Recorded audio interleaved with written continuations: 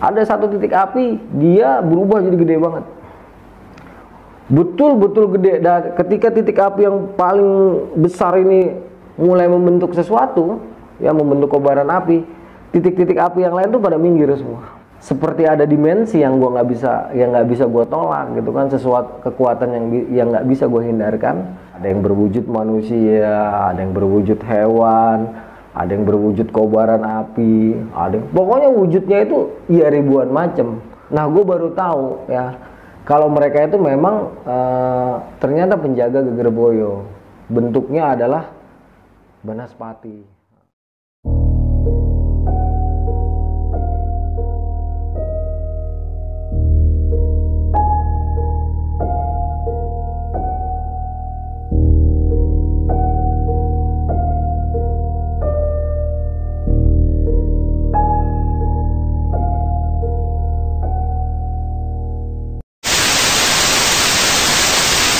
Kembali lagi bersama gua Indra di Besok Pagi Channel. Kali ini gua bersama Kang Arya Sena kembali dan ingin melanjutkan tentang video sebelumnya yang berjudul Melanggar Titah Sang Kuncen.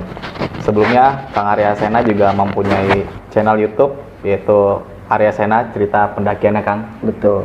Ya. Dan fanspage Facebook juga di situ menjelaskan tentang cerita-cerita pendakian Kang Arya juga ya. Betul, buat kalian juga kalau ingin memesan bukunya Kang Arya, nanti gue bakal taruh di link deskripsi video ini. Judul bukunya ini 1001 Kisah Pendakiannya, Kang ya. Menarik lah buat kalian simak. Insya Allah. Oke, kita teruskan kembali aja, Kang ya, tentang cerita kita yang kemarin, Kang ya. Oke, jadi langsung aja nih ya. Jadi di saat itu tuh setelah petir menyambar sekitar setengah jam kan gue ngerasa telinga gue tuh seperti gudeg ya, sama seperti ada suara nging gitu ya, seperti gue bahas sebelumnya. Jadi setelah setengah jam kita mengalami hal seperti itu, kita tuh baru bisa buka mata gitu kan, dan dengung di telinga itu kan udah mulai berkurang kan. Begitu gue buka mata, hal yang pertama kali gue lihat kan Geboy. Itu gue langsung ngakak lihat Geboy. Kenapa? Karena rambutnya Geboy itu jigrik. Berdiri gitu kan? Berdiri ya. Nah, dia tuh gondrongnya masih gondrong tanggung kan, masih gondrong sebahu. Gue ngeliat rambutnya berdiri, gue ngakak. Gue bilang, "Boy, ngapa rambut lu diri semua?" gitu kan. Si Geboy diem aja. Nggak lama dia ngakak balik kan. Kata dia, "Lu nggak tahuin rambut gue jigrik, rambut lu juga jigrik." gitu. Nah, akhirnya gue berdua ketawa-tawa.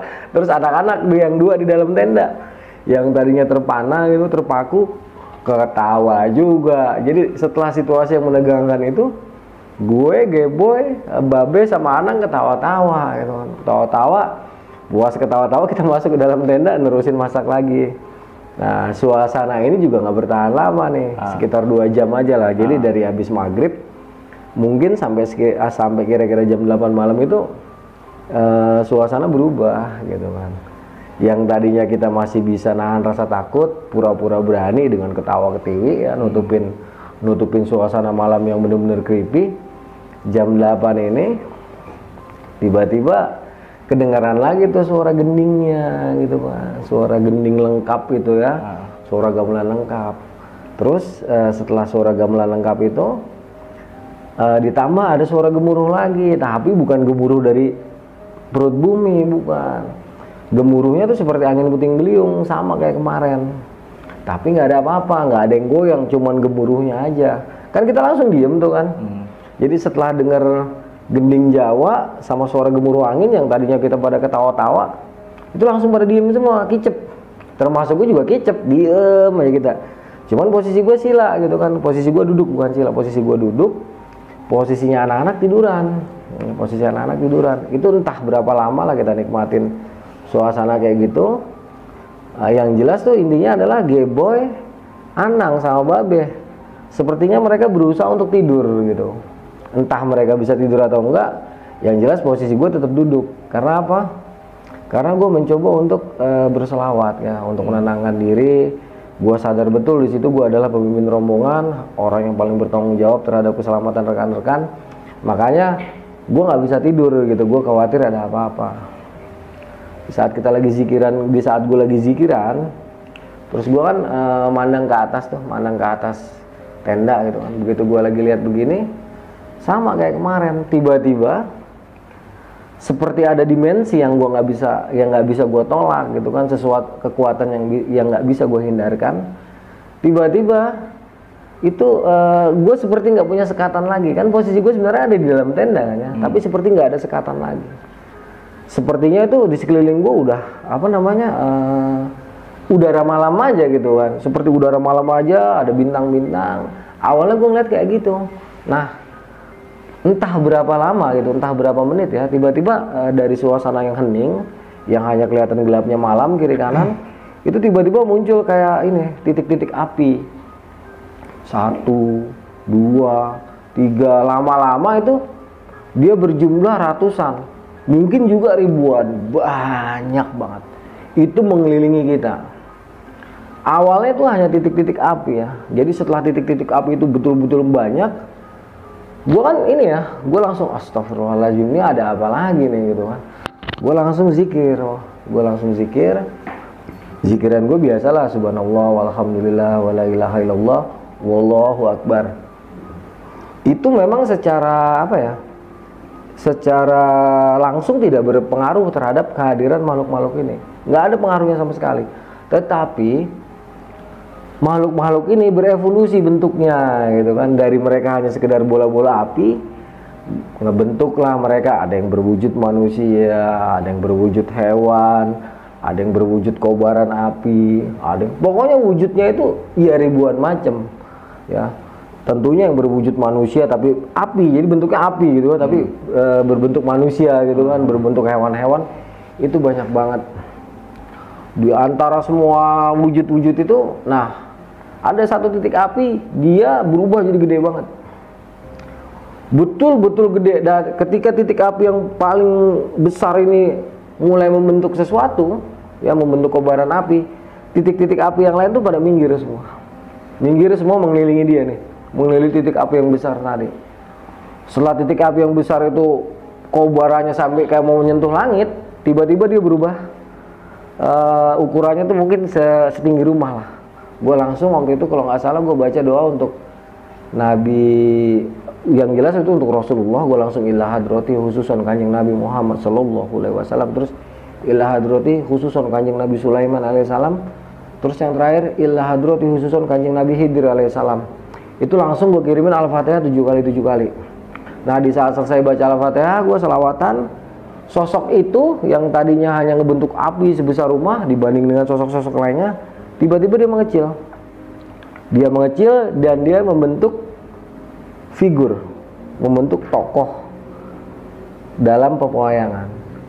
Nah, jadi betul-betul tokoh pewayangan yang kita kenal sebagai Petruk. Cuman dia dikelilingi oleh seperti ini, tubuhnya ini seperti ada apinya gitu, seluruhnya nyala api tapi berbentuk Petruk. Terus gue bilang sama beliau nih, gue bilang assalamualaikum wahai Allah, wahai makhluk Allah, gue bilang gitu kan. Saya ini masih keturunan Jogja asli, gue bilang kayak gitu.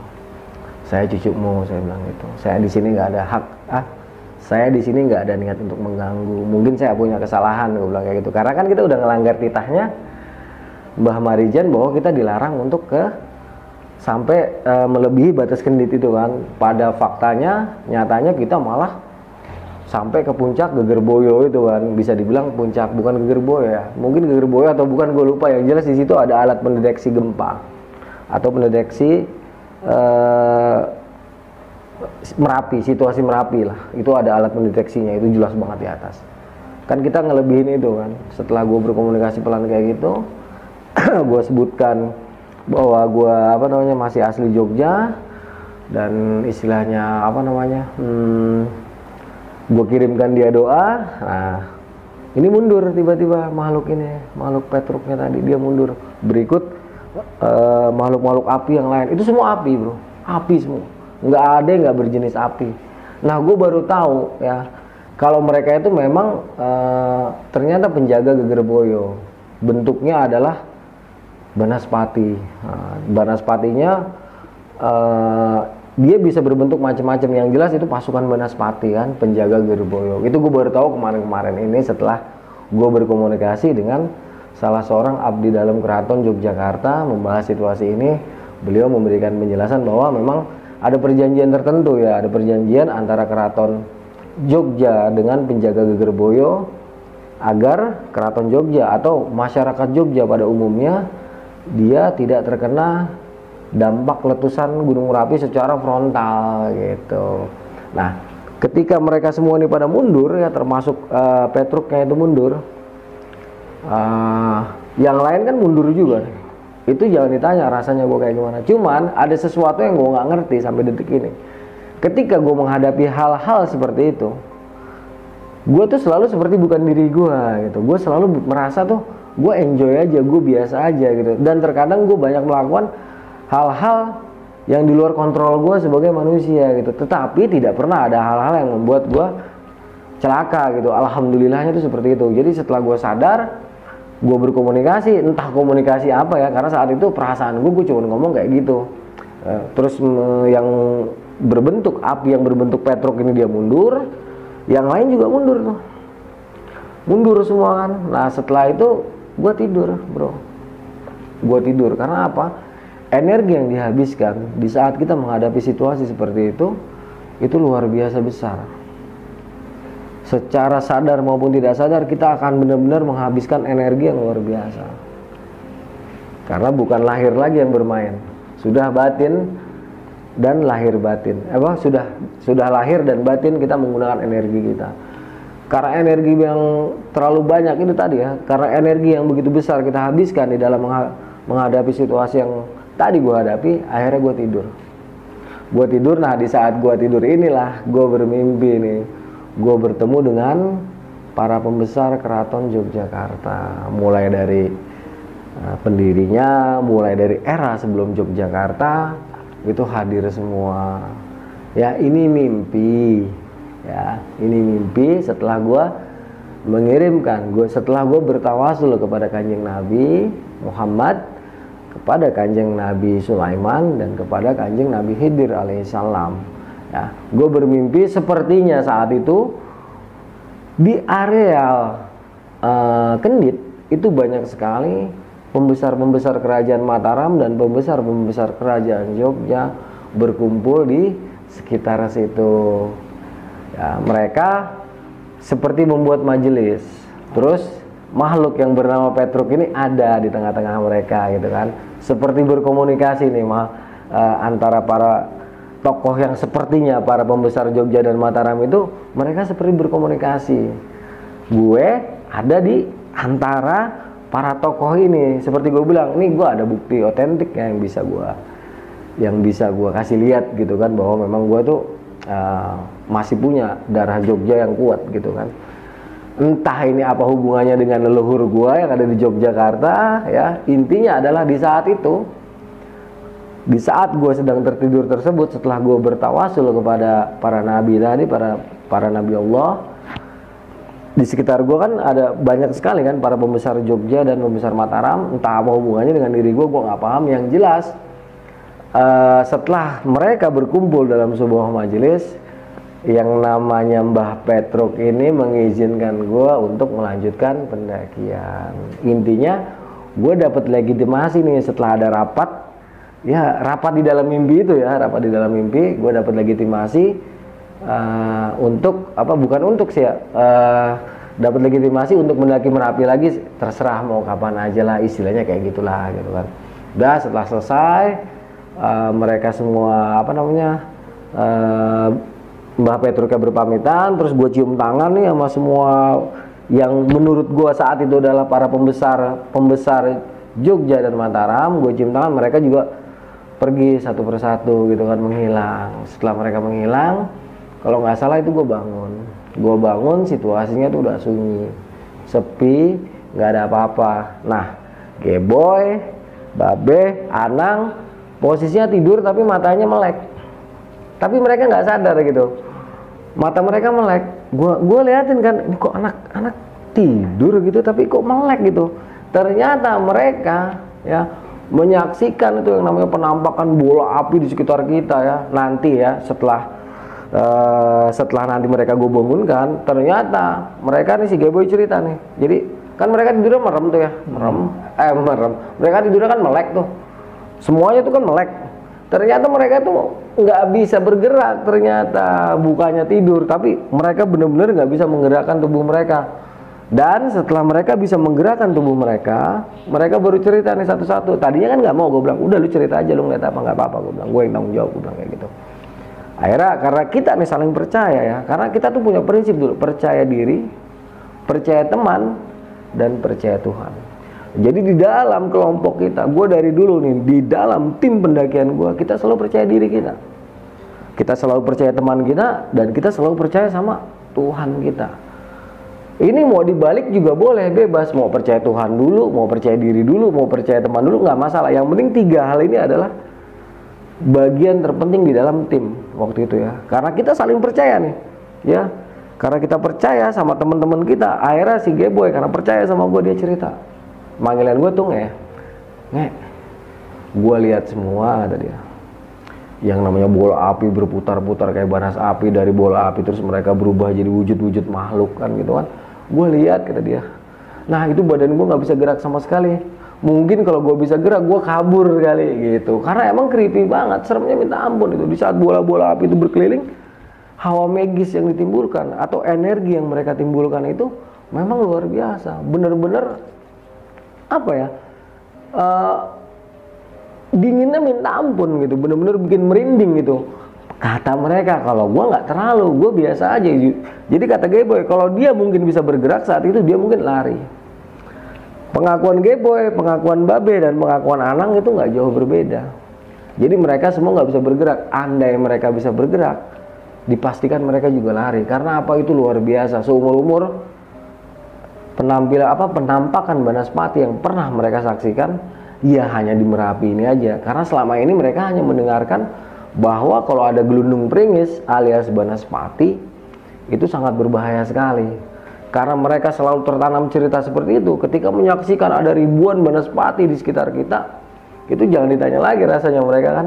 Makanya entah siapa nih yang mengunci pergerakan mereka, jadi mereka nggak bisa bergerak malam itu, hanya bisa menyaksikan ada ribuan Banaspati, ada ribuan bola api yang akhirnya membentuk sosok-sosok makhluk itu di sekitar kita. Mereka benar-benar takutnya luar biasa. Untungnya mereka dikunci oleh sesuatu. Jadi di saat mereka menyaksikan itu, mereka justru nggak ngeliat gua gitu kan. Padahal posisi gua justru lagi berkomunikasi sama mereka gitu. Setelah mereka semua ngomong pengakuan, kita berusaha untuk tidur lagi. Tetapi kita nggak bisa tidur ya.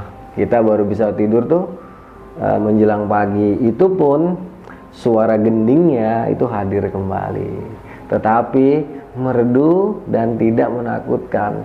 Beda banget sebelum kita berjumpa dengan Mbah Petruk dan para pembesar yang sepertinya para pembesar gue bilang tadi ya. Karena gue kembali lagi gue ulangi ya, gue bisa memberikan bukti otentik bahwa gue punya darah Jogja yang kuat. Sebelum ada majelis sepertinya para pembesar Jogja dan Mataram itu suara gendingnya itu kan menyeramkan, betul-betul menyeramkan. Tetapi setelah ada majelis tadi ya, yang dalam mimpi gue tadi, itu suaranya enak didengar, tidak menyeramkan sama sekali. Nah setelah ada irama gending tersebut, justru kita tertidur dengan nyenyak sampai ke besok paginya. Di saat pagi kita bahas lagi. Kita cek tuh yang bekas petir nyamber, kita pastiin bener gak sih itu petir, apa cuman fata morgana kita aja gitu kan. Kita cek betul, ternyata ada bekas petir nyamber di dekat kita. Kita sempat ngebahas ini, kalau misalnya kita nggak dilindungi sesuatu, gue yakin gue lewat sama Geboy, karena kan jaraknya deket. Itu listrik yang ditimbulkan itu udah pasti jutaan volt, itu nggak mungkin lah. Jika tidak ada yang menolong kita, itu kita bisa selamat, itu nggak mungkin ya. Terus kita bahas lagi peristiwa yang semalam bola-bola api, terus gending Jawa itu kita bahas sambil kita masak ya. Entah kenapa saat itu kita bener-bener pas pagi-pagi itu semuanya nggak ada yang ngerasa gampang lagi, kita udah nggak ngerasa takut lagi. Justru kita membicarakan hal itu seperti berbicara di kamar kita aja gitu, seperti berbicara di tempat tongkrongan kita. Suasana kendit saat itu betul-betul udah sangat nyaman, sudah sangat enak gitu, tidak ada hawa menakutkan sama sekali. Jadi kita berbicara bebas-bebas saja. Setelah masak ya, kita rebus telur, ya makan nih makan terus kita rebus telur. Kalau nggak salah itu telur ada sisa 5 atau 6 butir. Itu kita rebus semua untuk bekal kita di perjalanan nanti ya. Setelah udah siap, kita packing rapi, ya. Gua langsung menghadap dulu ke Gunung Merapi ke atas. Gua langsung assalamualaikum, wahai makhluk Allah, wahai sahabatku Gunung Merapi, terima kasih atas jamuannya. Assalamualaikum wahai makhluk Allah, Mbah Petruk, mohon maaf jika ada kekeliruan atau kesalahan yang kami perbuat di sini. Terus gue langsung assalamualaikum wahai leluhurku di Mataram dan di Yogyakarta. Itu langsung gue kirimin Al-Fatihah semua. Selesai, gue menghadap ke Merapi dan mengirimkan tawasulan untuk mereka. Gue langsung bergerak turun. Anak-anak udah siap, udah. Kan turun itu jalurnya kemarin kan begini ya, kita harus scrambling ya. Karena naik scrambling, turun pun nggak akan jauh beda, tetap scrambling juga kita turun pelan. Alhamdulillah tuh nggak ada apa-apa ya. Sampai kita ke kira-kira 1 jam atau 40 menit sampai 1 jam, akhirnya kita sampai ke Jembatan Setan. Nah di Jembatan Setan ini hujan turun dengan derasnya, deres banget hujan itu. Udah kita nikmatin sambil jalan dari Jembatan Setan.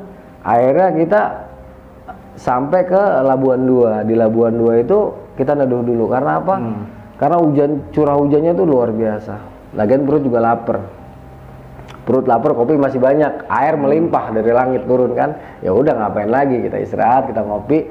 Nah di Labuan 2 ini hawa mistisnya itu pun kembali hadir ya, kembali menyengat kulit kita. Tetapi seperti gue bilang tadi, seperti gue bilang kemarin ya, dia tidak menakutkan kita sama sekali. Di sini memang tidak ada penampakan sudah, tetapi tetap kita merasakan energi yang luar biasa yang dihasilkan oleh Gunung Merapi sendiri, oleh makhluk-makhluk yang ada di sekitar Merapi. Mungkin sekitar 1 jam lah kita tuh istirahat di Labuan 2 itu, kita sambil ngopi-ngopi. Niatnya kita tuh waktu itu mau nunggu hujan berhenti. Tapi hampir 2 jam kita nunggu hujan, curah hujan berkurang, ternyata tidak berkurang juga. Akhirnya daripada kita kemalaman, kan kemarin malam kita udah ngadepin situasi yang luar biasa nih 2 malam kan. Kita putuskan udahlah turun aja bablas gitu kan. Udah akhirnya kita makan telur, kopi kita selesaikan, packing, kita langsung bergerak turun lagi. Kira-kira 2 jam kemudian sampai Labuan 1. Dari Labuan 1 sikat lagi kira-kira 1 atau 1 jam lah kita sampai ke tempatnya Mbah Marijan. Ketika sampai tempat Mbah Marijan itu udah sekitar jam 6 sore, udah menjelang maghrib ya. Masuk, nah di situ aneh, Mas Anto udah nunggu. Mas Anto udah nungguin kita di depan rumahnya Mbah Marijan. Seakan-akan dia tahu kita mau turun hari ini gitu. Betul aja ternyata firasat gue begitu sampai. Mas Anto langsung ngomong, ditungguin turun juga kata dia gitu kan. Oh iya Mas, udah mandi dulu ganti baju gitu kan. Wah udah beramat-amat. Sepertinya tuh nggak ada apa-apa ya. Sepertinya fine-fine aja. Pokoknya kita nggak bakal dapet teguran lah gitu kan. Ada masuk, Mbak Marijan ada senyum sama gua, terus langsung nyuruh istrinya nyiapin roti sumbu sama teh manis. Itu nggak pakai lama, sebelum kita ganti baju kelar duluan kan, kelar. Saya terus sama Mas Anto kita udah ganti baju semua kan, kita disuruh duduk, tunggu di sini, duduk katanya, duduk. Kita duduk. Itu teh manis kan habis, dibikinin lagi sama istrinya Mbak Marijan. Singkong rebus sama pisang goreng dateng, hajar lagi. Habis badal isya nggak taunya Mbak Marijan baru mendatangi kita. Nah di sini auranya udah beda nih Mbak Marijan. Dia ngelihat kita tajam, matanya nyorot tajam. Itu nggak senyum sama sekali, tapi nggak marah. Cuman tajam, natap gue sampai bergidik juga. Bisa nih orang serem juga, gue bilang gitu kan. Gue sampai diem aja. Terus nggak ada lah sekitar 15 menit kita diem-dieman. Mas Anto ketawa-tawa. Mas gitu kan.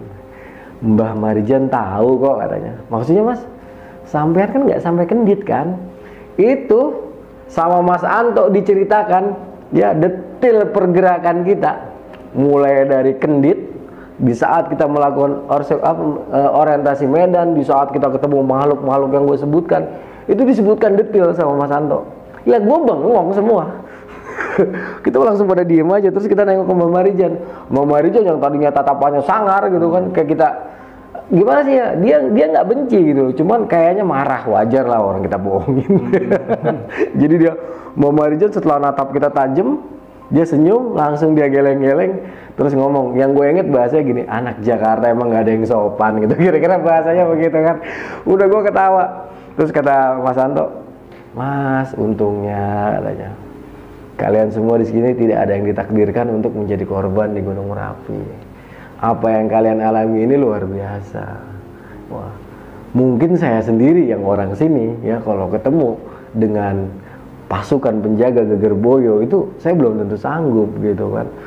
Disinilah Mbah Marijan banyak ngasih petuah melalui Mas Anto kepada kita. Jadi disampaikanlah kita kita tuh harus menghargai yang namanya adat istiadat setempat, aturan-aturan setempat. Karena kan kita nggak ngerti kan di Gunung Merapi itu sejatinya ada apa sih gitu kan. Kenapa sih kita dilarang cuman sampai Kendit aja bolehnya, kita nggak boleh lanjut terus naik melebihi Kendit. Itu Mbak Marijan menjelaskan karena apa? Karena dia merasa ada sesuatu gitu kan. Dia sendiri nggak menjelaskan nih sesuatunya apa, cuman dia bilang, saya kok rasa-rasanya nggak bisa mengizinkan kalian sampai ke puncak karena ada sesuatu yang saya nggak ngerti apa. Tetapi setelah kalian melanggar gitu kan, setelah kalian istilah melanggar titahnya dia gitu, perintahnya pesannya beliau ini, dia baru menemukan ada sesuatu gitu. Tapi beliau nggak ngomong dan gue pun nggak ngomong, gue diem aja. Ya untungnya lah gitu, kata Mama Marijan gini, ya untunglah di antara kalian ini ada yang orang Jogja katanya. Kalau nggak ada nggak ngerti, kata Mama Marijan. Udah, setelah hampir 3 jam, gue nggak inget semua lah apa petuahnya itu, kita disuruh istirahat. Setelah Mama Marijan masuk istirahat, kita keluar. Baru di luar gue ketawa-tawa, lu ada-ada aja Mbak Marijan dibohongin gitu.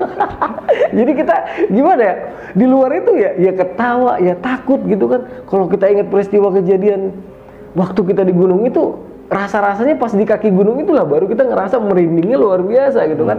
Mungkin itulah baru normal kita sebagai manusia setelah kita ada di kaki gunung. Nah, disinilah pelajaran buat teman-teman. Kalau kita ketemu orang tua di kaki gunung ya kita jangan merasa gua nih anak pencinta alam, gua nih bisa navigasi, gua nih bisa survival, gua nih bisa begini, gua nih bisa begitu. Jangan, nggak usah. Kita nggak usah kayak gitu. Karena apa? Karena orang tua itu mungkin lebih paham daripada kita soal literasi gunung. Literasi gunung ini tidak hanya mencakup medan pendakian, lamanya pendakian, kondisi medan, kondisi cuaca, bukan. Tetapi seluruh hal yang melengkapi gunung yang akan kita daki. Nah, inilah yang terkadang kita nggak ketahui, karena kearifan lokal itu kita kan nggak tahu, kita kan tamu, kita berkunjung. Yang mengetahui kearifan lokal, kearifan Gunung Merapi adalah orang-orang di sekitar gunung, adalah orang-orang yang hidup di sekitar Merapi. Orang-orang yang setiap hari bersinggungan dengan energi Merapi dan energi yang ada di seluruh area Gunung Merapi, baik itu yang terlihat ataupun yang tidak terlihat. Inilah, tolong buat teman-teman, pengalaman gua ini ya jangan dicontoh, tapi bisa diambil hikmahnya adalah ya di saat kita berkunjung ke satu tempat dimanapun itu, tolong hargai kearifan lokal. Karena orang-orang lokal walaupun terkadang cara penyampaiannya itu tidak sesuai dengan kita, mungkin juga terlihat seperti apa ya, seperti hal-hal yang nonsen, tetapi belum tentu itu nonsen. Karena apa? Mereka lebih tahu dan mereka lebih paham daripada kita yang hanya tahu dari sekedar bacaan, cerita, dongeng, ataupun hal-hal lain yang tidak dirasakan dan dilihat oleh orang-orang yang setiap hari bersinggungan dengan energi gunung yang akan kita tuju dan energi yang ada di sekitar gunung yang akan kita tuju. Itulah, ingat, jangan seperti gua ya. Ini ambillah contoh yang baik dari kisah ini. Bukan gaya-gayaannya, bukan sombong-sombongannya. Gaya banget Bang Arya. ngebohongin Mbah Marijan. Itu bukan yang seperti itu yang gue mau. Tapi yang gue pengen buat generasi ke depan, ya, buat senior gue mohon maaf, buat yang seangkatan juga mohon maaf. Ini pesan untuk generasi ke depan, tolong. Memang terkadang cara penyampaian orang lokal itu sepertinya terlalu mengada-ngada. Tapi karena mereka nggak bisa merangkai susunan bahasa yang seperti kita gitu. Jadi mereka menyampaikan tuh apa adanya aja. Karena mereka menyampaikannya apa adanya, itulah terkesannya jadi mengada-ada. Padahal itu nggak sama sekali. Kita harus bijak sebagaimana mereka bijak menerima kita.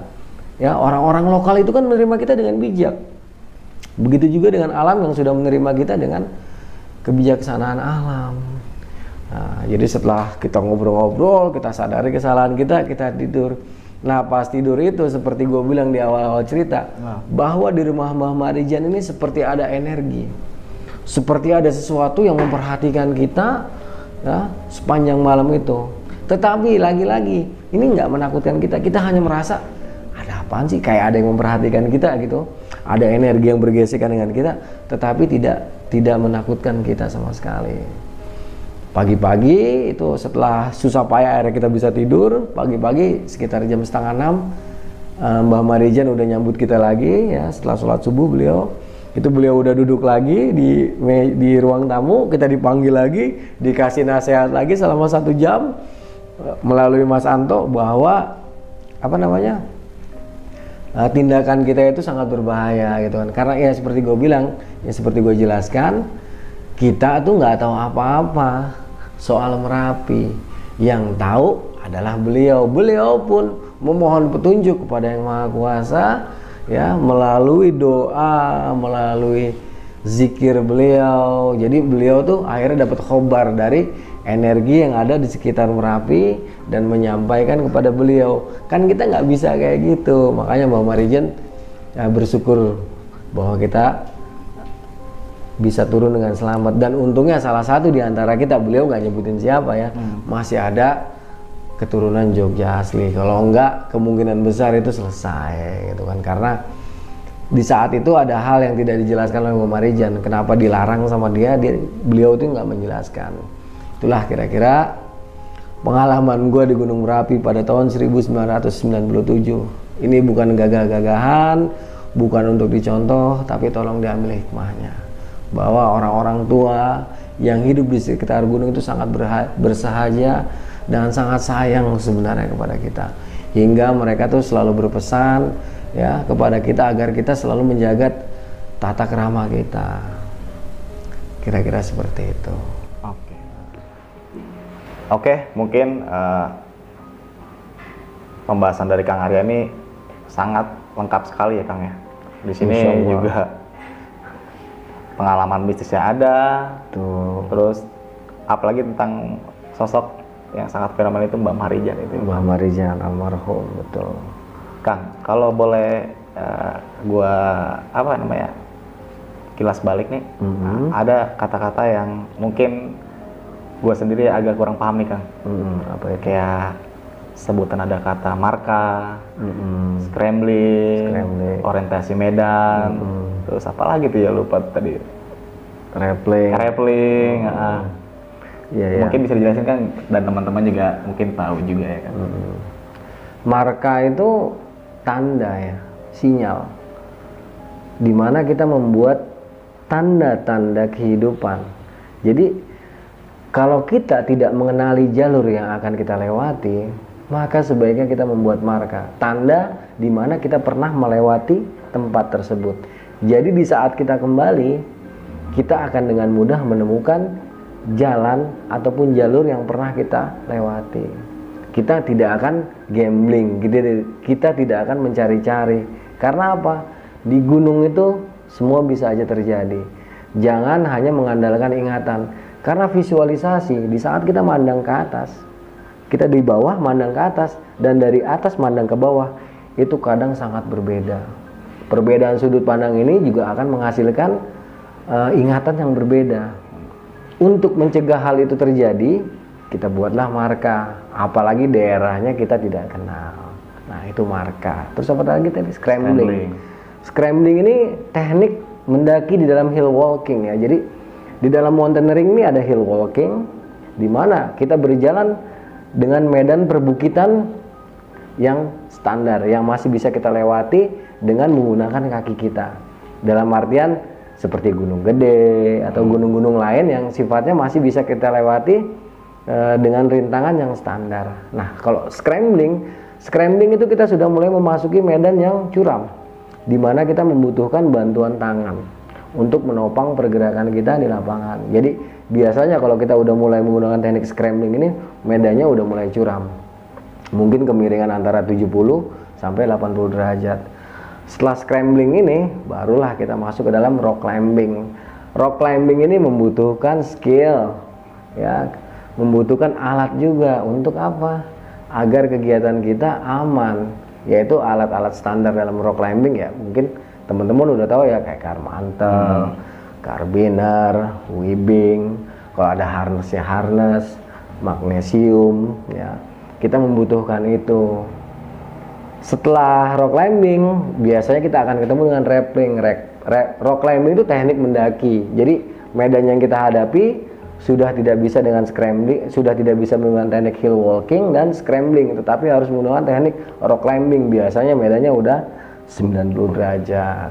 Itu membutuhkan skill juga, alat-alat tambahan. Begitu juga dengan rappelling. Karena kalau rock climbing udah pasti temennya rappelling. Kita akan ketemu teknik turun tebing. Nah, dalam turun tebing ini, dalam rappelling ini banyak tekniknya. Ada teknik standar, ada teknik komando gitu kan. Rappelling itu kita bergerak menuruni tebing dengan menggunakan tali pengaman. Terus apa lagi tadi, satu lagi? Orientasi medan. Orientasi medan adalah kita mempelajari medan, mempelajari lokasi yang akan kita tuju, seperti kontur punggungan ya, di mana kita harus. Jadi kita bisa menentukan di mana nih punggungan yang nggak putus, punggungan yang bisa mengarah ke puncak, atau punggungan yang terdekat mengarah ke peradaban. Mempelajari medan itu sangat perlu. Karena apa? Kita harus bisa membedakan punggungan sama lembah. Dengan kita bisa mengetahui perbedaan punggungan dan lembah, kita juga bisa membuat jalur. Kita bisa membuat, seandainya ada apa-apa, kita punya patokan bahwa jalur itu selalu ada di punggungan. Andai pun turun ke lembah, nyebrang lembah, dia harus ketemu punggungan lagi.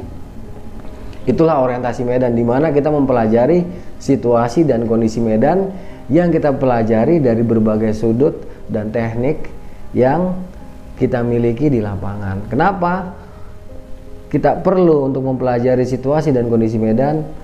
Agar pergerakan kita di lapangan tidak salah. Kita tidak salah ngambil lembah, kita tidak salah ngambil jalur, kita tidak salah ngambil punggungan jalur gitu kan. Itulah pentingnya kita melakukan orientasi medan sebelum kita melakukan pendakian. Tentunya kita melakukan hal ini terhadap medan-medan yang asing, medan-medan yang belum banyak dieksplor, mungkin kondisi jalurnya belum jelas. Itu penting sekali kita melakukan orientasi medan. Banyak sekali hal yang harus dilalui dalam orientasi medan ini, tapi kira-kira untuk mempermudahnya seperti itulah. Kita mempelajari situasi dan kondisi medan yang akan kita lalui sehingga kita bisa tahu antara lembah dan punggungan. Udah kira-kira kayak gitu. Salah satunya yang Kang Arya yang lewat jalur selatan Merapi itu, Kang. Betul, kalau di selatan Merapi itu kita betul-betul butuh teknik orientasi medan, karena kita harus kita harus ngelok punggungan ya, kita resection ya, resection kiri kanan. Resection tuh ngunci punggungan. Jadi punggungan yang kita lalui ini kita kunci dengan punggungan kiri kanannya, dengan lembah kiri kanannya. Kita pelajari karakteristik punggungan tersebut. Itulah yang namanya resection, di mana kita mengunci posisi kita, mengunci punggungan yang kita lalui mulai dari bawah sampai ke atas, kira-kira kayak gitu. Setelah menaiki Merapi pada tahun 1997, Kang ya, pernah mencoba lewat jalur itu lagi nggak? Untuk pertama kali Merapi 97 lewat selatan, dan pertama kali itu juga sampai sekarang belum pernah lewat selatan lagi. Karena selebihnya kita selalu lewat selo. Karena apa? Lebih mudah. keberanian gue sudah tidak seperti di saat umur 20-an gitu. Gue balik lagi ke Merapi itu 2005, 2007 sama 2010. Itu balik ke Merapi. Setiap pendakian Merapi mungkin punya cerita berbeda-beda Kang ya. Betul. Jadi dalam setiap pendakian gue ke Merapi itu selalu memiliki kisah yang berbeda. Satu jalur yang berbeda, 3 jalur yang sama, tetapi pengalamannya, ceritanya, kisahnya itu tidak pernah sama. Oke. Mungkin sekedar mengingatkan kembali buat kawan-kawan, Kang Arya ini mempunyai salah satu buku, yaitu 1001 Kisah Pendakian. Di dalam buku itu perjalanan Kang Arya selama pendakian itu ditulis semua di situ Kang ya? Hanya 5. Hanya 5. Jadi periode awal. Dan nanti akan mau rilis lagi Kang ya? Betul. Insya Allah bulan Maret 2021, antara Maret sampai Mei lah, Insya Allah akan rilis lagi buku kedua yang mengisahkan seputar peristiwa besar 98, karena pendakian gue itu pas tahun 98 di mana ada pergolakan politik, pergolakan nasional yang luar biasa sehingga menimbulkan pergeseran kekuasaan. Di saat itulah gue melakukan sebuah pendakian. Nah itulah yang akan gue tuliskan. Jadi latar belakang 98 diisi oleh kisah pendakian gue dan ditutup juga dengan peristiwa Semanggi 1 pada bulan November 1998. Yang akan dirilis di bulan Mei. Insya Allah akan datang rilis ini Kang ya? betul 2021 ini, mudah-mudahan lancar. Amin. Nanti buat kalian kalau mau pesan bukunya bisa langsung sama Kang Arya kan? Betul, nanti dikasih nomor pemesanannya. Oke, mungkin itu aja pembahasan gue bersama Kang Arya tentang pendakian Gunung Merapi pada tahun 1997 yang berjudul Melanggar Titah Sang Kuncen. Dari gue Indra dan Kang Arya ya Kang? Iya. Sampai jumpa di video-video